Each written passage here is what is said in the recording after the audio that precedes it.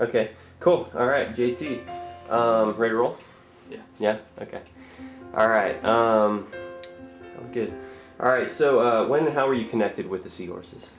I first heard about the Seahorses in 2002. I was a junior in high school, and I just so happened to play against Dave McLeish's soccer team, Edison High School.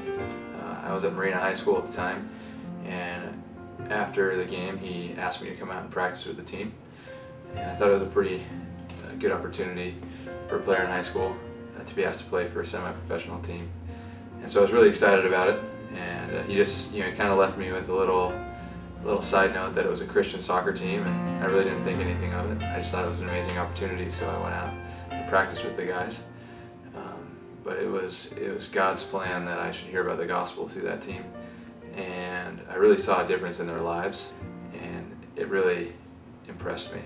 And I wanted to have what these people had. And basically what it was Jesus, and I wanted to be like Jesus because I saw that in these guys. And on April 17th, 2002, I gave myself to the Lord. It was the best decision I've ever made in my life. No turning back. So in the past 6 years, I've been involved with the Seahorses in every area possible, probably. From being in a discipleship group to leading a discipleship group. Last year, in fact, I even helped Paul Shedd put together materials for the team. So I've kind of come a long way from not really knowing anything about the Bible to progressing to helping prepare the material for the team. I've done the camps of the past 5 years, both coaching and then eventually directing. I've done an Isaiah 6 project in Japan. I've been to Michoacan 2 years on a mission trip and helped disciple some of the guys and lead some of my friends to the Lord that are now connected with the Seahorses. As a disciple of Jesus, I believe that God wants to disciple our whole lives, and because soccer is such a big area in my life, God wanted to disciple that in me as well, and He wanted me to be a godly soccer player.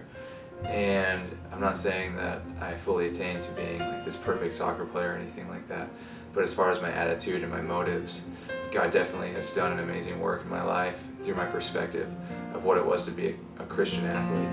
The biggest thing that He's done through the Seahorses has taught me how to die to myself and to be a soccer player at the same time. Where, when I was growing up, soccer was all about me and what I was going to get out of it and the glory that I was going to attain.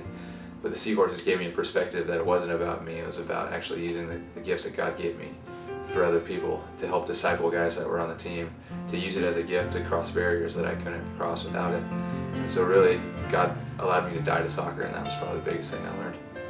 I think some of the other things that have left a lasting impact on my life are any times that the Seahorses have gone abroad, whether it was me going to Japan by myself or going with a team on a mission trip, and putting ourselves in an environment where we're intentionally there to serve, and what that does to a person and how that has impacted my life. And the first mission trips I've ever been on have been with the Seahorses, and just to see the servant leadership of the leaders and what it was to be in a place and not have it be about me, but about the other people and what we were there for, and to really take that back to the States and try to apply that and live like that even when you're back home. And I think that's just an amazing lesson to learn. But just as I got older, to then be a leader on the team and try to instill that same value in teammates, that was the exciting part, where I can see that God had changed my heart and my mind, and now I was the one that wanted to encourage other people to be servants. And so that was the exciting part, to see that God is actually changing my heart and my mind through it as well. My first year, I was a 17-year-old kid who probably thought he was hot stuff, and I didn't really know the Lord that well, but God had a plan in having me give my life to Him. And that first year, we ended up winning the Far West Region Championship with the team, and I played a pretty big role in that. Got a pretty big assist in the finals against Cascade Surge, and I thought I was pretty hot stuff.